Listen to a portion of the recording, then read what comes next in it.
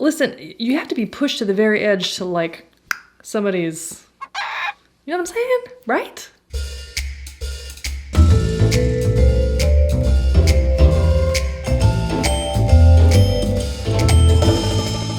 Hi guys, welcome back to another episode of Crue Trime. Jump scare.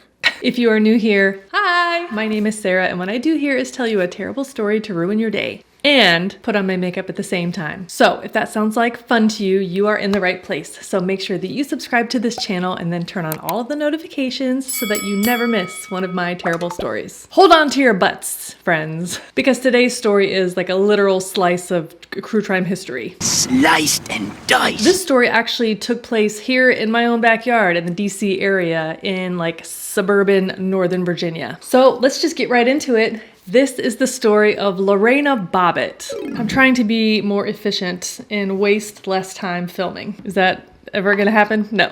It was the early morning hours of June 23rd, 1993 in Manassas, Virginia. Manassas is a sprawling suburb west of Washington, D.C. And inside a modest apartment, 26-year-old John Wayne Bobbitt bolted awake, screaming in pain. There was blood everywhere. His friend, who was sleeping on his couch in the living room, heard the ruckus, woke up, called 911. He told the 911 dispatcher, "My buddy's hurt bad. He's bleeding. He's gonna die." The dispatcher asked, "What happened? What's the injury?" And then his friend said, "His penis is gone." Cue every paramedic in town thinking that they misheard this.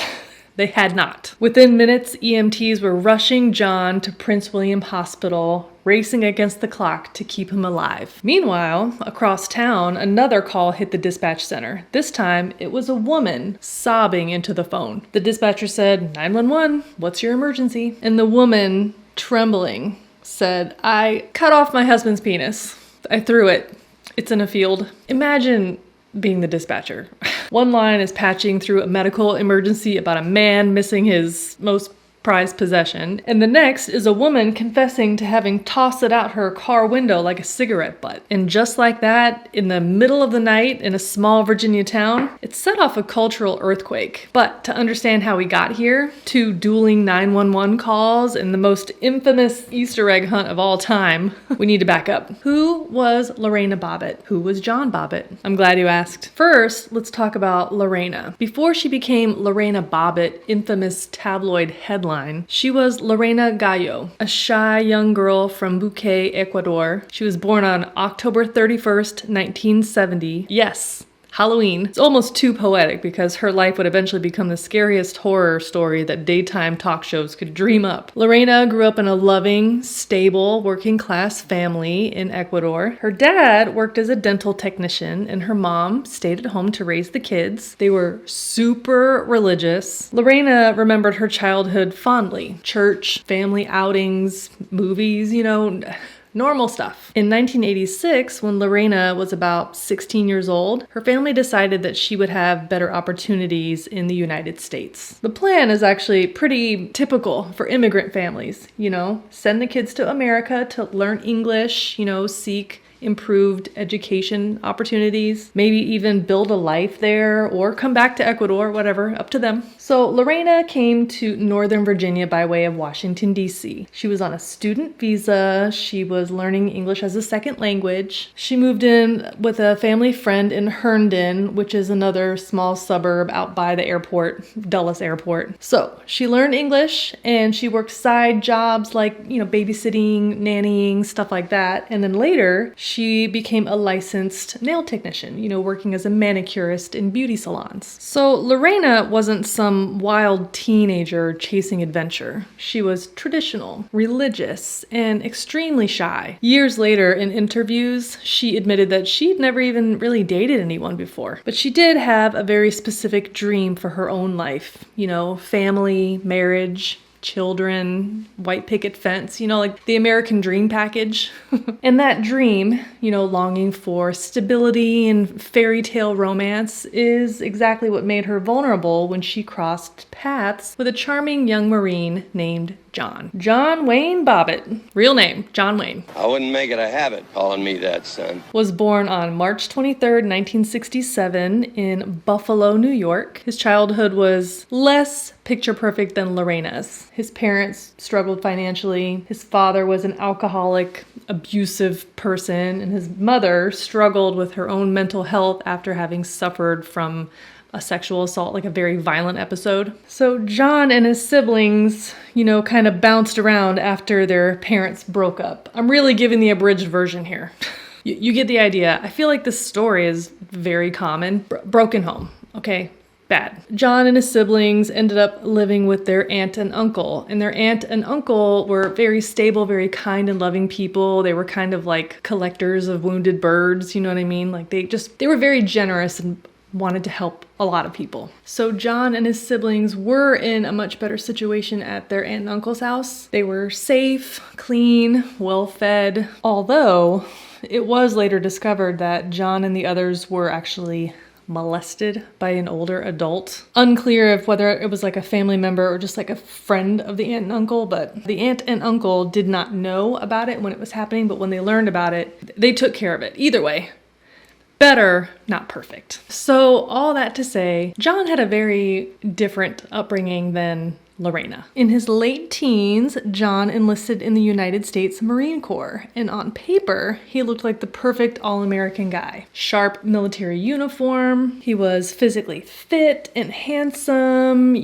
square jaw, clean cut. He was also quite charming and charismatic. So fast forward to 1988, a couple years later, John was now stationed at Marine Corps Base Quantico in Northern Virginia. Quantico is about 45 minutes, maybe an hour, depending on traffic, south of Washington, D.C. So Lorena was 18 years old, maybe going on 19 years old, and she was living that immigrant hustle in Northern Virginia. She found herself invited to the Marine Corps ball that was being held in Quantico, Virginia. And the Marine Corps ball it's kind of like prom night for grown men in uniform.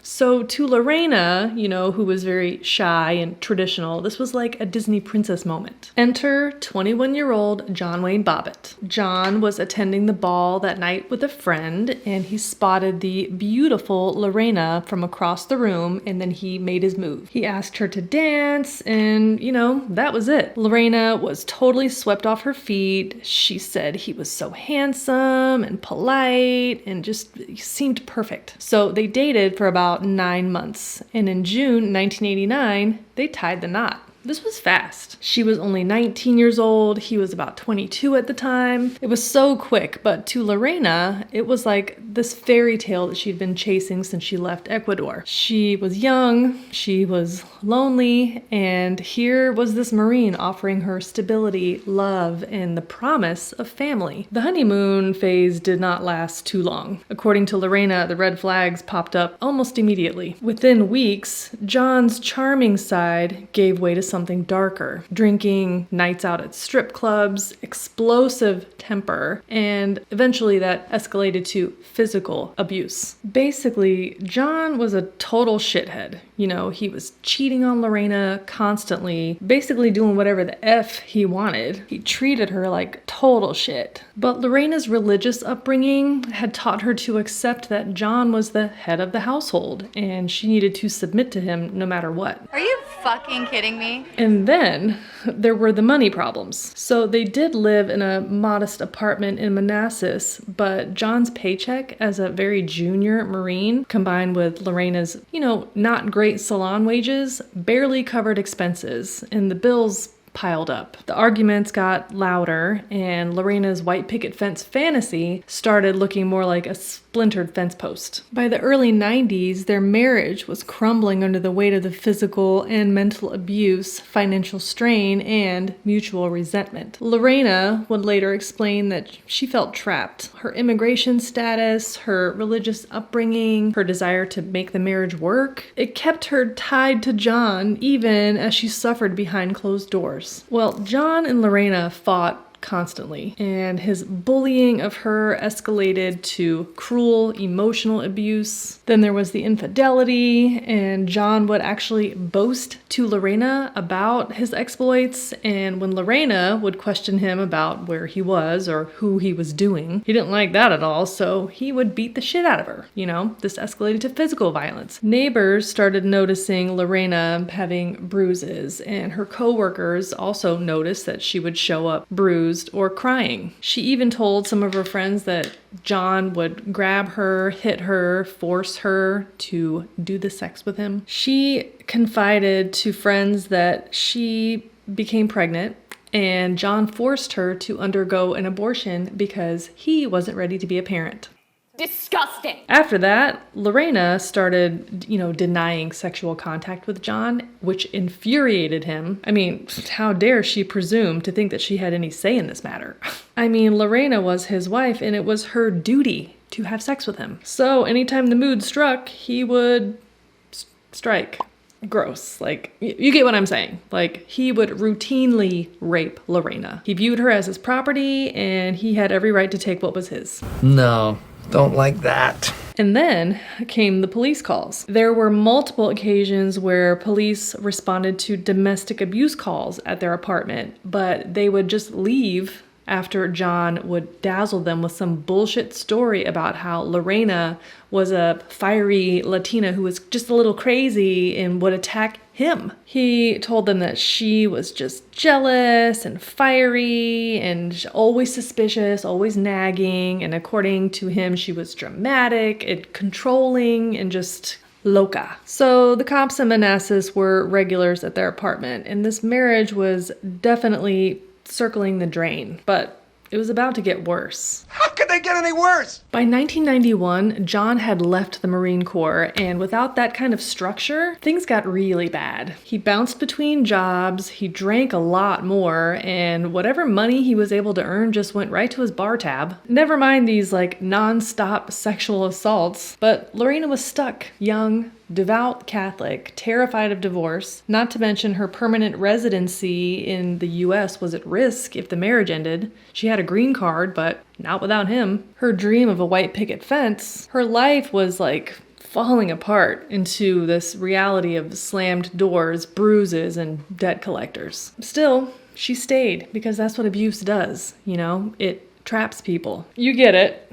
Their marriage was complete garbaggio. So fast forward to the summer of 1993. The fights were happening daily, and John was out drinking daily. Lorena was miserable, and the whole relationship was a slow burn disaster heading straight for a flashpoint. And the flashpoint came on the night of June 23rd, 1993. This is the night that turned both of their names into late night punchlines and forever changed the way that America talked about domestic violence. So in the late night, early morning hours of June 23rd, the Bobbitts' Manassas apartment was dark and quiet from the outside, but inside, a nightmare was playing out.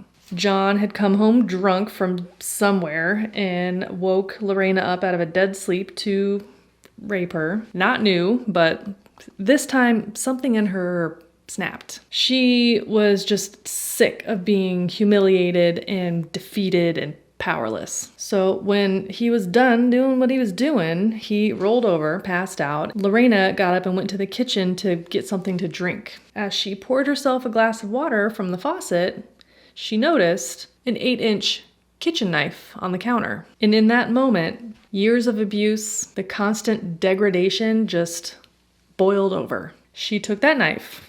She went back into the bedroom, lifted up the blanket, and then did the unthinkable. I'm sorry, what? She cut it off. She cut it off. She grabbed it and cut it clean off. Let's just sit with that for a second. Well, Lorena cut and run. Quite literally. She was out of the room before John realized what was going on. And still holding the knife and the penis. She ran out of the room. She grabbed her purse. She left out the front door. She got in her car. She drove away into the night. She realized mid-drive that she was still holding it. So horrified, she rolled down the window and flung it out of the... It's not funny. It is actually funny. flung it into a field off of Maplewood Drive. Meanwhile, back at the apartment, John woke up screaming in pain, penis MIA. His friend, who was sleeping on the couch out in the living room, woke up hearing the commotion. He ran into the room to find his friend covered in blood. So he called 911 and the paramedics arrived to find a scene that was out of a horror movie. They rushed John to Prince William Hospital and doctors knew they only had a few hours to save him. So at the same time, Lorena actually stopped at a nearby 7-Eleven and she used a payphone to call 911. And she told the dispatcher what she had done and where she had tossed it. So soon, local police were dispatched out to this field like before dawn. The sun's not even up. And they were sent to go find it. Like, imagine being that cop. What is it we're looking for? A penis. A penis. We are looking for a penis. It's not exactly what they train for at the academy, from what I hear. Well, eventually, one officer located it. When the police arrived, Lorena was actually there waiting, so she was taken into custody without any kerfuffle. I mean, in fact, maybe that's not an accurate way to describe that. She was very distraught. She was weeping. She was repeating over and over that she had hurt John and that he had hurt her over and over. She just wanted it to stop. They recovered that bloody knife from her vehicle and they took her down to the station and arrested her for malicious wounding, which is a felony in Virginia. Her bail was set for $5,000 and with the help of her friends, she posted it the next day. The investigation didn't stop there. Detectives started pulling records and quickly realized that this wasn't some one-time thing. There was a long history of domestic violence calls to the Bobbitt's apartment and friends and coworkers told investigators that Lorena had confided in them about money problems and beatings and forced sex, and the police records showed a marriage already on law enforcement's radar. So, while the tabloids were already cracking these Ken doll jokes, the legal machinery was grinding ahead, and prosecutors now had two messy cases on their hands. One against John for sexual assault, and one against Lorena for taking irreversible action with an 8-inch kitchen knife. Okay, now because this case was so sensationalized and was such a media frenzy around it, there are a few different versions around what kind of container was used to transport John's lost dog. Some reports say that it was like a big gulp from the 7-Eleven, and some reports say that it was a hot dog box that was filled with ice, which you gotta appreciate the ridiculous visual, but the truth is the item was properly preserved in a sterile medical container, which is how the surgeons were able to reattach it. They did. Can you believe it? Surgeons James Sen and David Berman performed a marathon 9.5-hour surgery where, against all odds, they succeeded and John lived. His penis lived.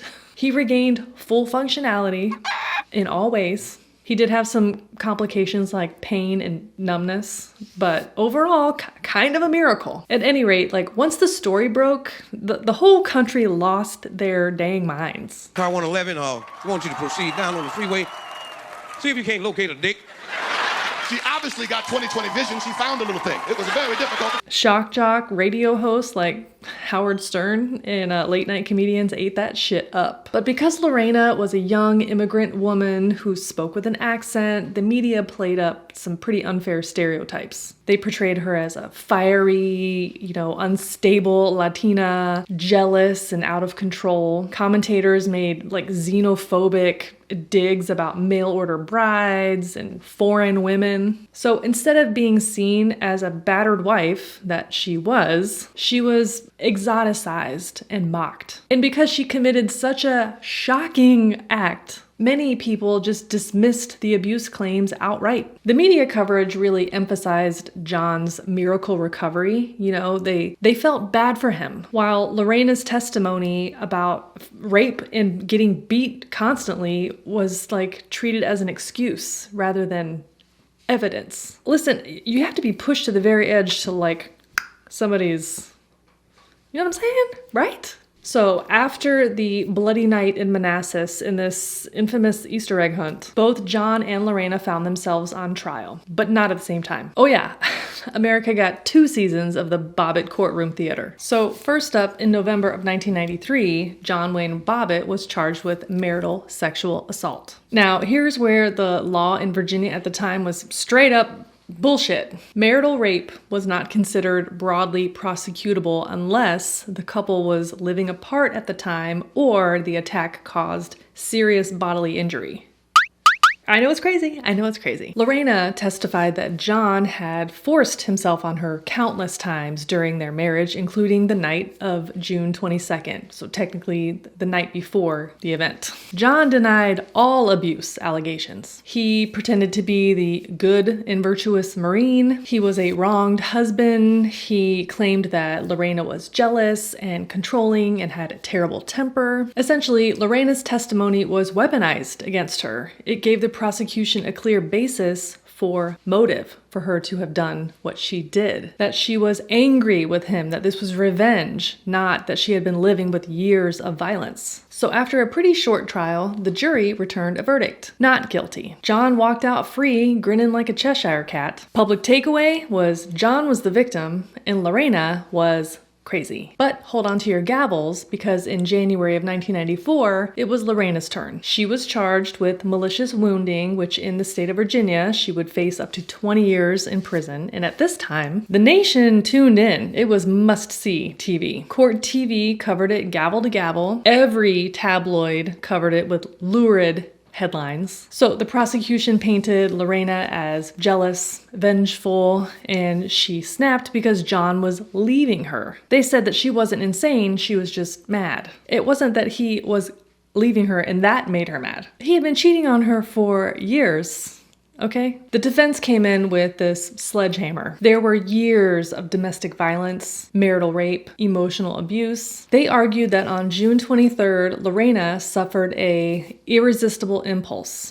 Basically, she was temporarily insane. So overwhelmed by trauma that she could not control her actions. You know how hard it is to prove temporary insanity? But here's the kicker. Witnesses backed her up. Co-workers testified to seeing the bruises on her body. Neighbors said that they'd heard fights. And then there was all the times that the cops had been called to their apartment. Suddenly, the picture shifted. The jury deliberated for 7 hours. The verdict came back not guilty by reason of temporary insanity. Well, what the fuck happened then?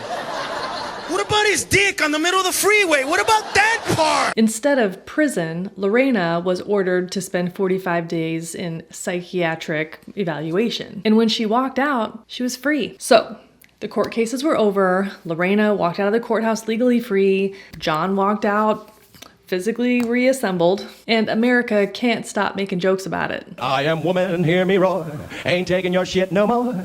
The word bobbit became a verb. Don't make me bobbit you. I'm snipping your penis, I'm running right out that door. But what happened after the cameras packed up? Well, after her trial in 1994, Lorena just wanted one thing, a normal life. She filed for divorce, it was finalized in 1995, and she went back to using her maiden name, Lorena Gallo. She went back to work in nail salons in the Washington, D.C. area, and people would whisper, "Is that her? Is that the knife lady?" But Lorena was determined to move forward. By the late 2000s, she started Lorena's Red Wagon, which is a nonprofit organization to support victims of domestic violence. Later, she launched the Lorena Gallo Foundation, expanding the mission nationally. She built a new life, a new partner. She had a daughter. She had a beautiful home in Manassas, the same town where everything went down. And by the 2010s, she was ready to reclaim her story. She also finalized her American citizenship in 2015. In 2019, she teamed up with Jordan Peele for the Amazon docuseries Lorena, which finally shifted the spotlight away from the crazy lady who cut it off to bigger issues of domestic violence, marital rape, and media cruelty. John, on the other hand, leaned all the way in to the jokes, because apparently if life hands you lemons, you make porno. So in 1994, just months after his trial concluded, John starred in an adult film titled John Wayne Bobbit Uncut. Really subtle. 2 years later, he doubled down with Frankenpenis. Both films were basically extended doctor's notes saying, "Look, it works!" He also formed a band called The Severed Parts, because branding, obviously. He did all the talk show circuits. He did Howard Stern, who treated him like a sideshow act. And for a hot minute, John was riding high on notoriety. Infamy? But fame did not translate into stability. Through the 90s and 2000s, John was actually arrested multiple times for many incidents of physical battery, assault, and domestic violence with other partners. Just as I thought. Trash. He did some stints in jail, he worked some odd jobs, he eventually fell into total obscurity. By the 2010s, John was broke, bitter, and still insisting that he was the victim in that marriage to Lorena. America never seemed to let this case go. Comedians had a field day. I mean, the jokes wrote themselves. People don't forget. But as the years went on, people started to realize how much this story aged like milk. You look back and realize, wow, we really turned a case about domestic abuse and marital rape into a pop culture punchline. Instead of asking hard questions, we just mocked the situation. The Lorena of 1993 was a scared 24-year-old immigrant woman with bruises and no way out. The Lorena of today is an advocate, a survivor, and somebody who has reclaimed their story from the tabloids. But John... Yeah, we fought. The way he leaned into like the cheap, sleazy jokes, and he also continued this pattern of assault and domestic violence, kind of leaves him squarely in the dirtbag box of his own making. And that is the story of Lorena Bobbit. If you want to know what makeup I used in today's look, then look down in the description box. Everything is linked. If you want to recommend a Crue Trime story to me, there's also a link down in the description box that takes you to a Google document where you can fill in all the dirty details. I would love to hear from you. Thank you so much for hanging out today and for watching this video. I really appreciate it. If you want to see more videos like this one, then consider subscribing to this channel before you leave today. I upload new videos here on YouTube every week, and you can follow me on all of the other socials as well. That is it for now. I will catch you next time in the next video. Bye! Unless the cop... Wow, I cannot fucking talk. Oh, what the fuck, dude? Debbie's in the litter box. Stop. Suburb. Stop. So if that sounds like good to you.